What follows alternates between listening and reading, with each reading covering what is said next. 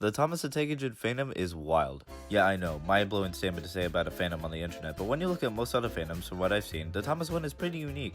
For one, on the YouTube side of things at least, people don't get into a murderous free-for-all over whether an episode is the greatest thing ever made or an absolute travesty. It's mostly a pretty civil debate, and they handle criticism of the show and fanbase decently well, all things considered. I mean, we made a full-length parody of Thomas and the Magic Railroad because we also think that movie is kinda dumb. Another thing is that the fandom is pretty close together, which is an odd statement, but looking at it closer, I noticed that the Thomas fandom frequently collabs with one another far more often than most other fandoms I've seen. Going back to that parody film, that entire thing is basically one giant collab with some of the most prominent members of the community. Another big one would be Project Tiger Moth, which was a full-length Thomas episode with replica props almost flawlessly mimicking the style of season 5 of the show. Seriously, that one was awesome. The sense of community, talent, and just pure passion in this fandom is something special, but what was it like a few years beforehand? Back when YouTube was a lot more simple place, and back when Thomas YouTubers were first making themselves known on the platform. This is what I'm here to talk about, the years of Thomas on early YouTube. Let's begin. There's money to be made in a wireless world, and lots of it. Thomas's presence on the internet was here long before YouTube. Back in 2002, the website, Soda Island Forums, was created by Caesar/888, according to the website. It was simply a place to share info about the franchise, conduct interviews, and to meet with other people who had the same interests. Nothing really unique at a time before YouTube and Wikipedia were prevalent. However, it was during those times that one of the first Thomas fan films was made,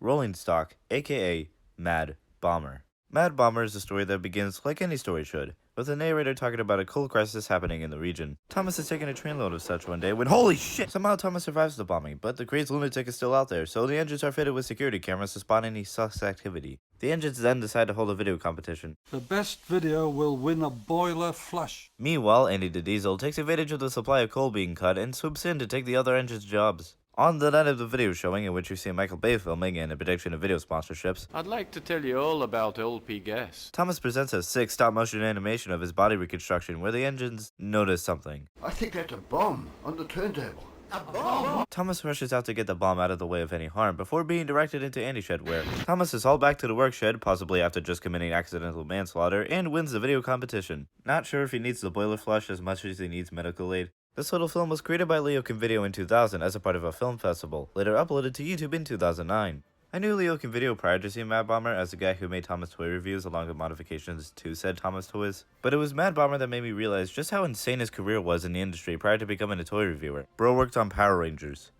That's just wild. He's definitely a man who knows his stuff, and his contributions to kickstarting the kind of stuff we see in the fandom today cannot be understated.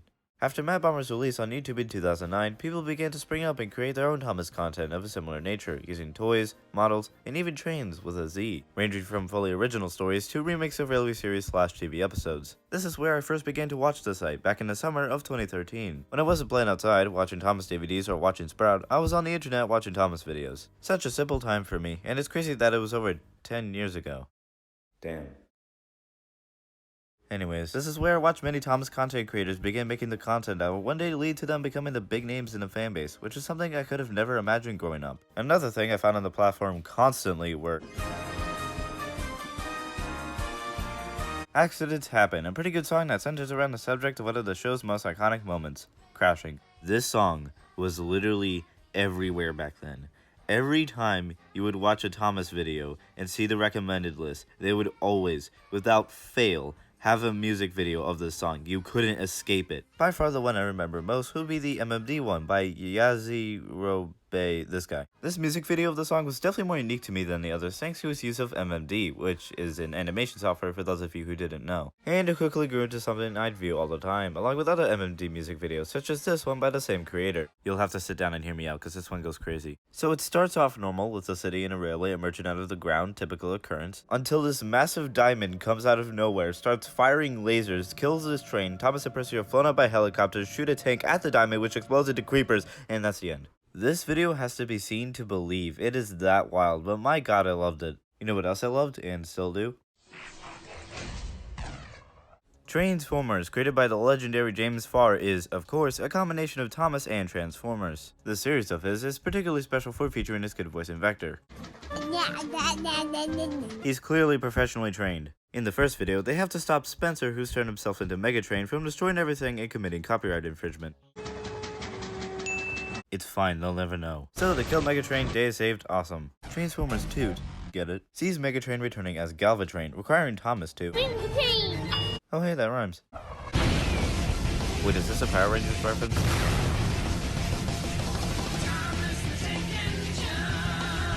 Oh my god! Well, what my fun? He had an accomplice, as of yet unrevealed. Unicray. What the hell is happening?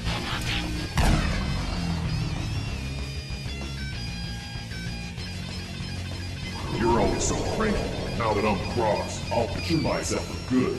Like a boss. Oh god damn it. Holy shit. And the day is saved again. The third one sees Optimus Supreme battling Diesel 10 as Devastator. Thus they need to call upon Hero to become Samurai Supreme in a way that's hopefully not racist, ending the fight by steering his missiles into himself in a really spectacular animation closing out the original trilogy. Until the fourth one.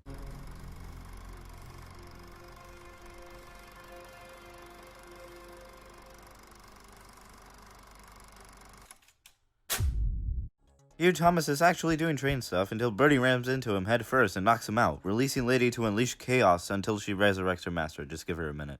I may not be number one, but you are so in trouble, cause Rosie and her friends are here to burst your magic bubble. Toot toot, suckers! Let's go. That's where the ladies come in, and they are drained of their power almost immediately after. To be fair, I probably couldn't do better. Never hit a lady.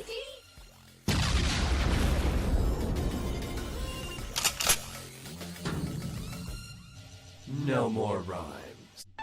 Thomas Prime, you're back! Of course I'm back. Everybody knows I'm number one. What the? Number one.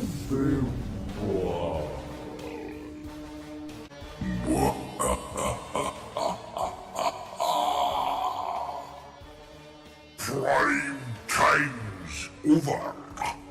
Thomas and friends.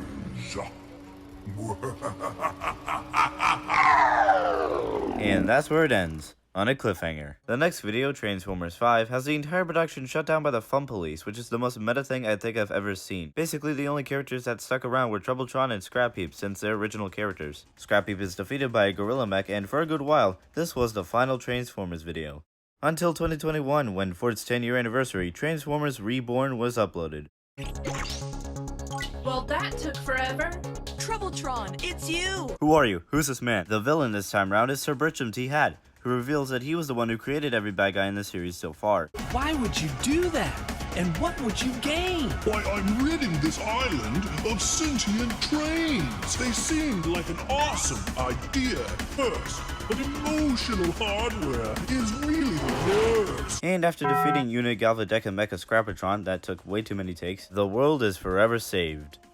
Why did they fly off into space? Looking back, the series holds up pretty well in almost every aspect, from animation, designs, even writing. Only on rewatching this did I realize how many times they brought up the fact they were violating copyright laws. Engage unauthorized but non-commercial trademark violation! If you want to see more of his work, he also did other mashups like Super Smash Wars, a combination of Super Smash Bros. And Star Wars, and Super Mario Busters, a combination of Super Mario and Ghostbusters. His work on not just this series, but everything else is genuinely amazing, and he definitely deserves more recognition. Please make a video on this series. Michael Bay couldn't compete, bro, even they know it.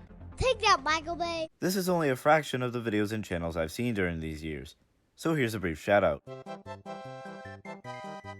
So what brought this era to an end in the Thomas fandom, you may be wondering? That would be the Thomas Creator Collective, or TCC. In 2015, Mattel, the company that owns Thomas, formed a partnership with the fandom to create a series of videos for the Thomas YouTube channel. The fandom went all in, and frankly this era deserves a video in its own right, so go watch this video once you're done here. The TCC ended up closing its doors in 2019 due to disagreements in the fandom as to where the show was heading. But the collaboration did have a long-term effect on the fandom, bringing many people closer together even long after the fact, till it eventually evolved into what we see today. While I wouldn't trade off the fandom we have now, it's pretty fun to look back and see what Thomas content was prior to 2015. Especially since a fair few, primarily wooden railway channels, used elements from Magic Railroad a lot in their series, likely out of their nostalgia for the film. Which in turn caused me to be nostalgic for Magic Railroad, which led me to create content that will probably become nostalgic to others in 10 years, and we're left in an endless time loop of being nostalgic over the same crappy movie. Thank you for coming to my TED Talk. This is Leokimvideo, and that's about it.